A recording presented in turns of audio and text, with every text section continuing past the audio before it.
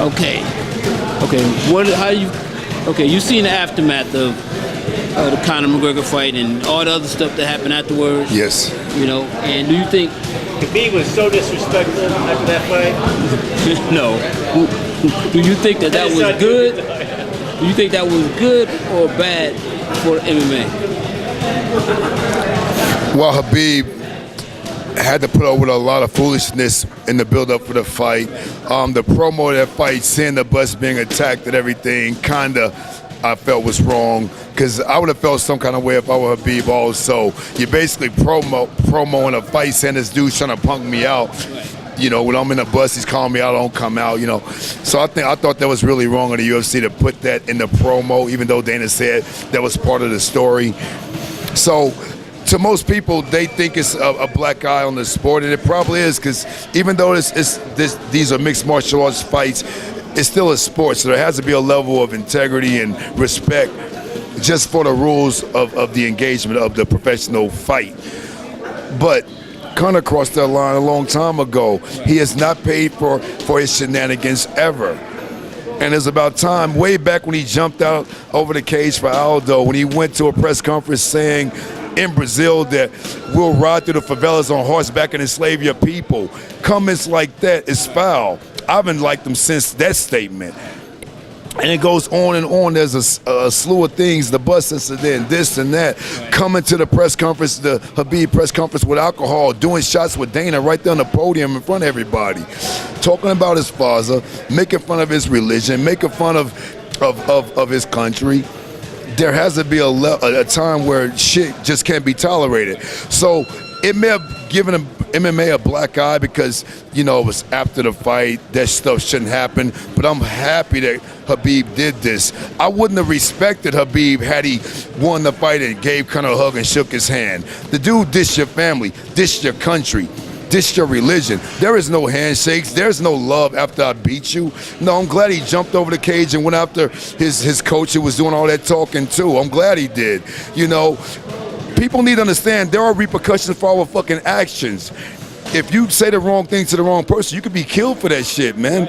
You know what I mean? People need to know that when you go around disrespecting people, you could be killed for it. There may be adverse repercussions for it. So, you know, I agree with Khabib 100%. I support Khabib 100% in the way he handled it, because a man can only take so much. Yes, Conor made him a lot of money that night. Yes, Conor's so popular and the whole world's seen it, so Khabib should conduct himself better. But at the end of the day, the money, who's watching, is secondary to your manhood and what you feel inside. Nothing should go in front of your integrity. Nothing should go inside how you feel about yourself as a man when you look yourself in the mirror, money or business. And Khabib did the right thing. I wish he would have jumped on his jiu-jitsu coach worse and beat him up worse. And I wish his boys would have jumped in that cage and beat up Conor worse, because Conor threw the first punch in the cage. And everyone's screaming like he's a victim now. The whole thing was all based on Conor's actions, guys. We cannot blame Khabib for the reaction, because when you fuck with people and when you take it too far, we can't say how he feels about what he's had to go through. And he has a right to act any way he wants to make himself feel better. I applaud Khabib. I told all you cocksuckers that he was going to win the goddamn fight in the first place, and I'm happy he didn't just make it a sportsman and shake hands. The shit is real. Family, religion, country is real. You shouldn't cross that line. What do you think about the fight? The fight was, I told everybody talked shit about me on the Mayweather channel, all the Conor McGregor fans. I told everybody, to me, I didn't even see it being a competitive matchup. I thought Khabib would take him down and rule him on the ground. I thought he gassed Conor out and then beat him up, and he did just that. Third round, Khabib lost total focus. He stood right in front of Conor, moved right to Conor's left hand, and Conor still didn't throw it. You know, I mean, he hit Conor with an overhand right and drops him. Who expected that? But see, when you gas the guy out and when a guy's so worried about being taken down, it really affects his striking. And we've never seen Conor fight a real wrestler but Chad Mendes on a short notice, and Chad took him down in the first 2 rounds. That's why I knew it was a no-brainer. If they fought again, it's going to be the same thing that happens. Khabib's going to take him out. And the last thing, Conor talks all this shit, but he tapped out by a face crank. It wasn't around his throat. It was around his face. You know, he tapped out from a face crank, a jaw crank. You know, come on, guys.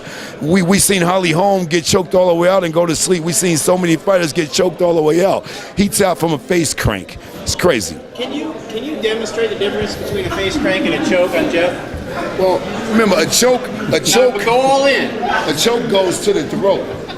You know what I mean? It goes to the throat. I'm underneath his chin, choking him out, closing the air. A face crank is just across the face. You know what I mean? I'm just cranking his head. Do it though. No. He ain't doing that shit for real, motherfucker. Look, this is my coach. But think about this. There's pain involved in that choke and in that crank because it's separating your jaws and shit. It hurts. It's a lot of pressure on your head. It can dislocate your jawbone. But still, you don't tap in that, guys. The thing is, like I said,